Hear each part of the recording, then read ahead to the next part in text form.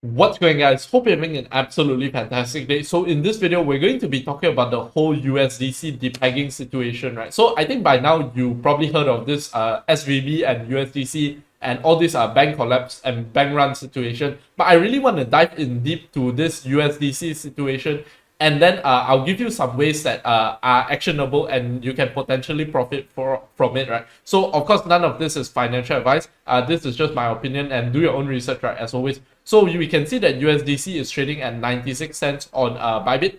And this is the first time I'm shouting out BYBIT, right? Because this is the only, and I meant only exchange on the whole planet that you could short USDC perpetuals, right? Which is if you want to speculate and actually make money off the price decline on USDC, this was the only place on the whole planet that you can do it, right? Other places, of course, you can sell your USDC to USDT, but it's not the same, right, as our speculating on this perpetuals and trading pair. So I'm just going to read an update from Circle and also FDIC, and then we'll get into what are some of the things that we can do, right? So while USDC can be used on-chain 24/7, 365 days a year, issuance and redemption is constrained by the working hours of the US banking system. USDC liquidity operations will resume as normal when banks open on Monday in the United States. As a practical matter, our teams are well prepared to handle significant volume. And you can see that they actually are trying to buy themselves time, right?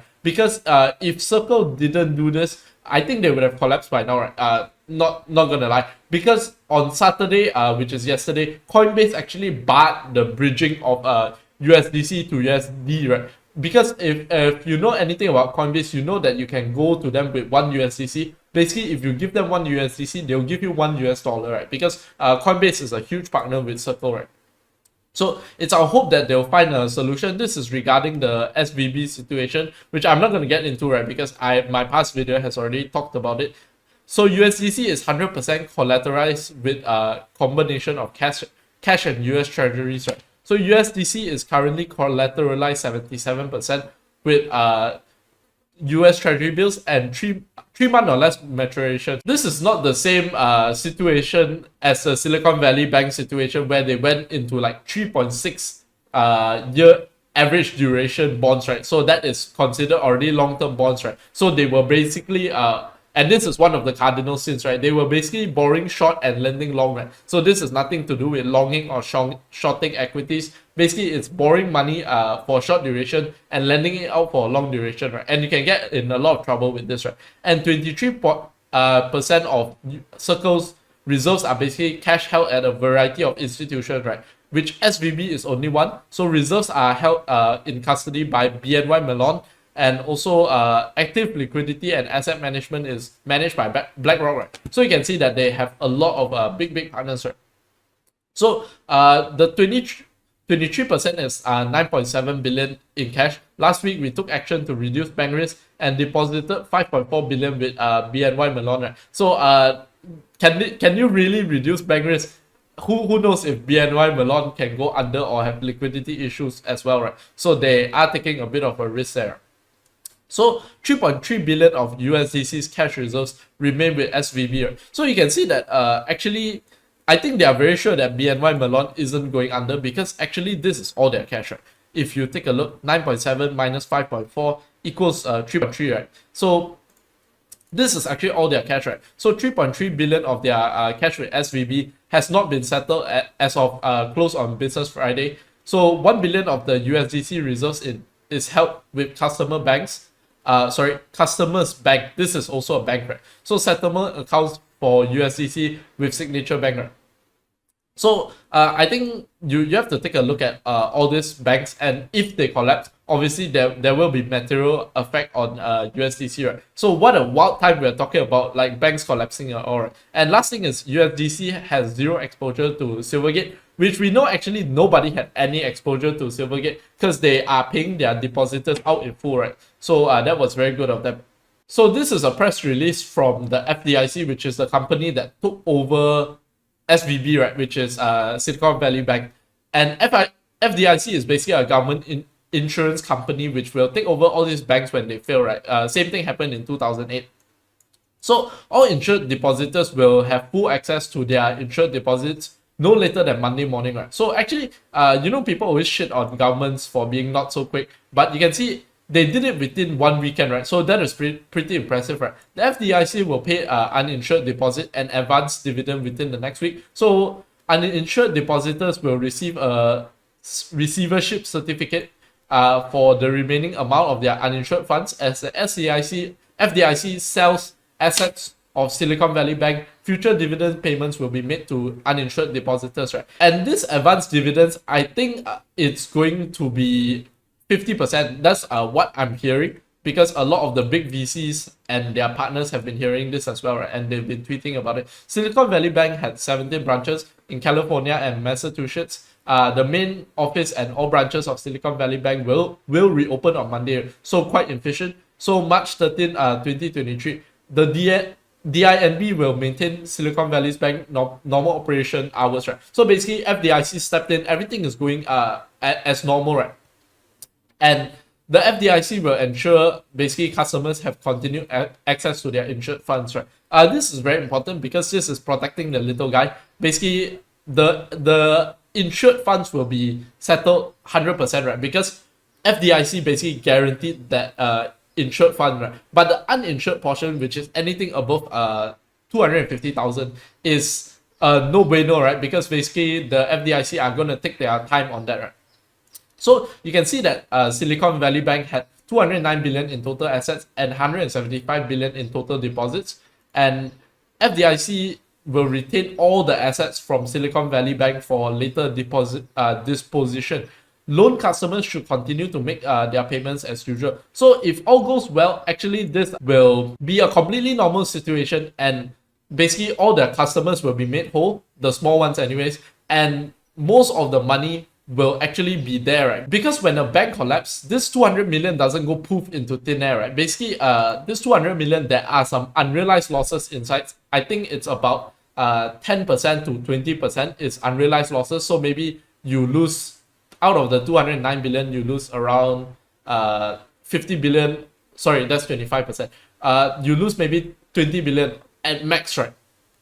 So if it's 20 or 40 billion at max, then you'll get back the rest of the money, right? So maybe if you're an uninsured depositor, maybe you'll get back maybe 80 or 90 cents on the dollar. So that is not like what people think, right? Oh, bank run means absolutely zero, right? So those were the wild west days, right? Where basically a bank run would not have been discovered until it was too late. So next, I want to talk about some of the situations that are going to occur, right? So as SVB will give out a special dividend from the FDIC. What I hear is 50%, as I mentioned. For possible scenario and possible outcomes, this is something that I gamed up in my head, right? So this is by no means 100% certain to happen, right? But first of all, Circle continues to show up confidence by redemption, right? And basically, if you keep redeeming and people see that there's nothing wrong, so they hope that people will stop redeeming, right? So but this will force them to liquidate short-dated bonds, right? As you can see, they have 5 billion in cash left, and I think in the morning Saturday before Coinbase locked the bridging, right?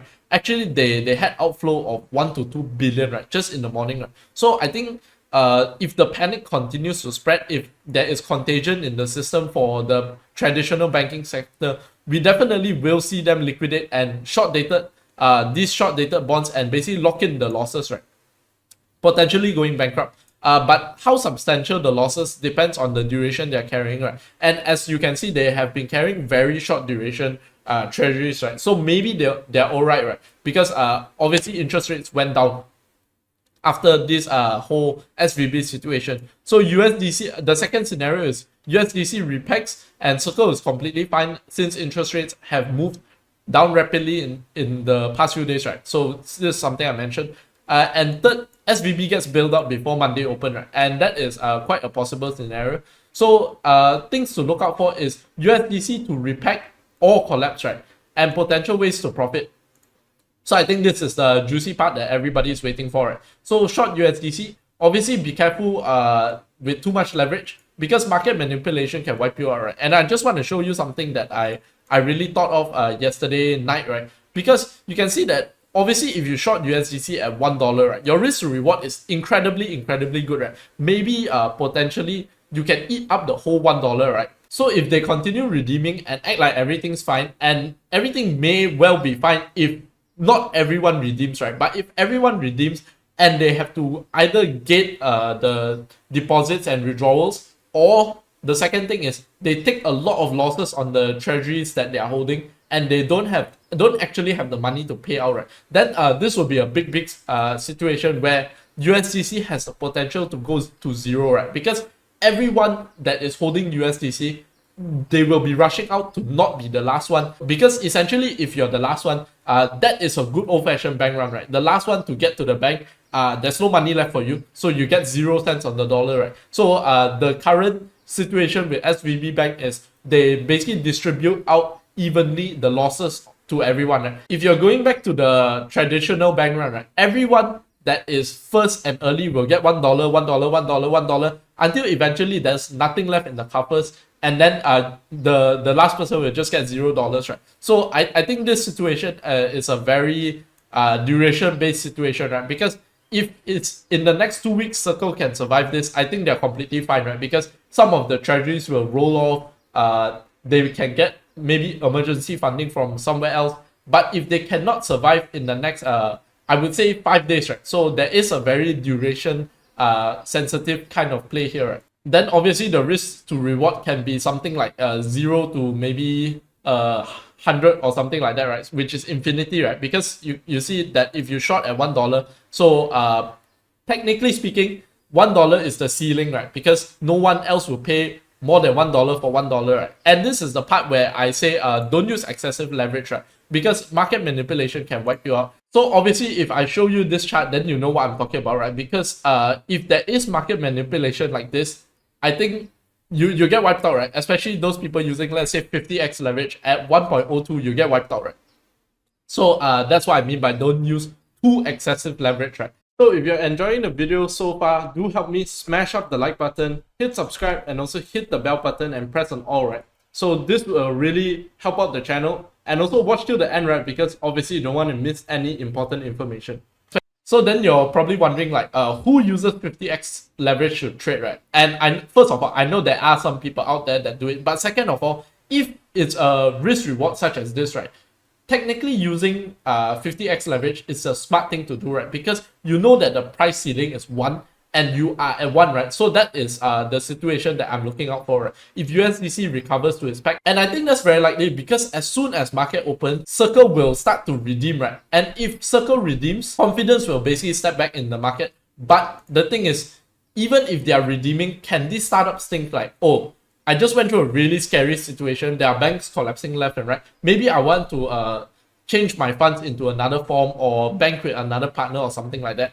And we can potentially see this 40 billion go to, I don't know, 10 or something like that, right? Might sound crazy, right? But same thing happened with UST. So obviously, I'm not saying that USDC and UST is the same thing, right? But I'm just saying that if, let's say, if they have 5 billion in losses out of this 40 billion, and 1 point something billion which is not accessible, so you have around 6 billion which is missing, right? So you keep paying out until you're remaining with 6 billion, and the last 6 billion USDC is actually worthless, right? In that case, if that is what is happening, of course we don't know, right? So the second way to make money is long the stablecoin providers, right? So here specifically, I'm talking about MakerDAO, Frax, and also Liquidity, right? These are the ones that I'm familiar with. Let me just look at categories.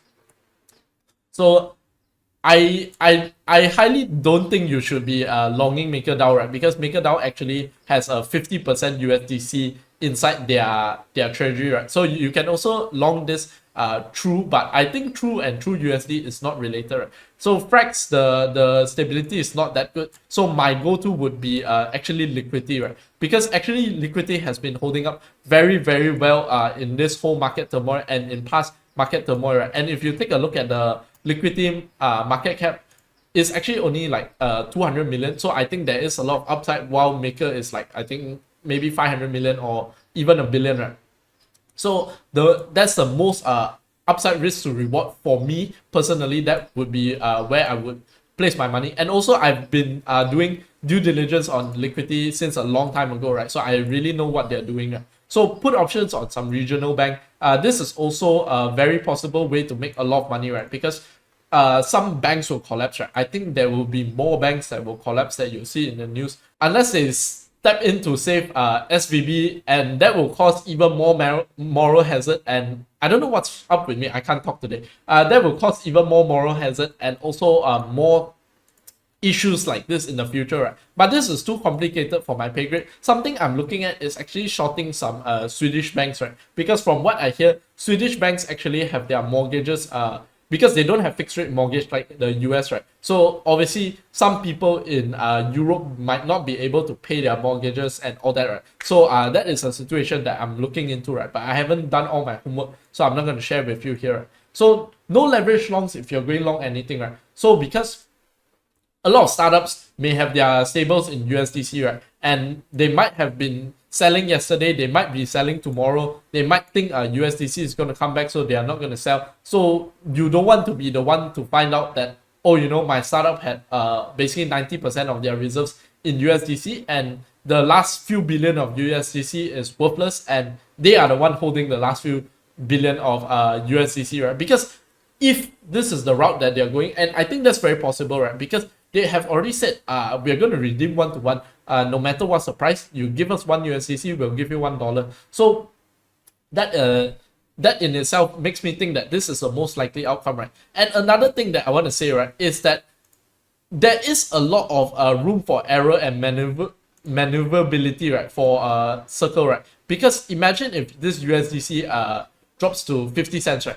What they can do is they start buying USDC up on the open market, right? Because they are buying 50 cents for their own theoretical dollar, right? So even if the treasury losses are 5 billion, let's say if it's 5 billion, right? But USDC is trading at 50 cents, right? Technically, they can buy up all the USDC and even make a profit on top of their current situation, right? So maybe this is a crisis that USDC can really take advantage of, right? But I think the issue comes that this cannot all happen at the same time, right? If they are still redeeming USDC for $1, then the price won't drop to 50 cents. And if they are not redeeming USDC, then maybe they ran out of liquidity or they don't have any more money to redeem. And even buying 50 cents on the dollar, they don't have the money to buy 50 cents on the dollar. So that is a lot of very complicated game theory that is happening in this whole situation, right? But one possible thing that I think could happen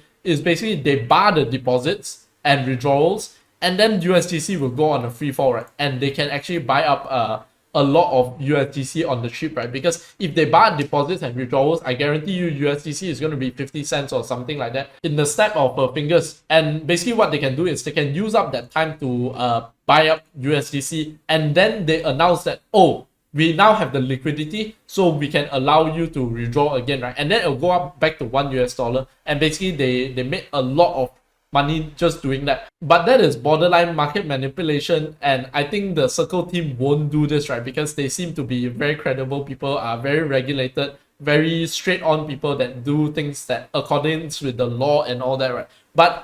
And very transparent as well. But I think I'm just trying to keep all the possible scenarios in my head, because you never know what will happen in all these situations, right? So some people might be asking me, why isn't long USDC on this list, right?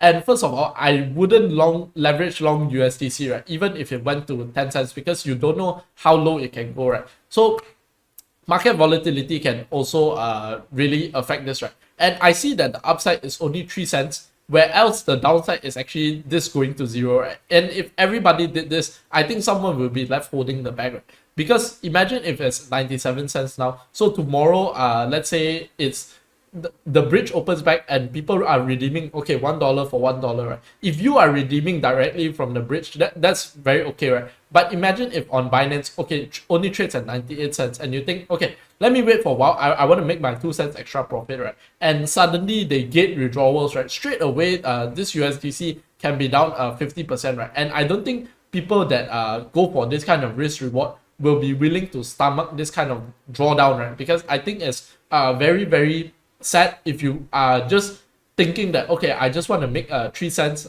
play it safe, everything. And at the end of the day, you are losing 50% of your portfolio, right? And some people potentially their net worths, right? Because some people might go leverage long or whatever it is, right? So that's my reason for not putting it on the list. But obviously it is something that you can do, right? You buy it at 97 cents now, and tomorrow once the bridge opens, you make sure you sell it off at $1.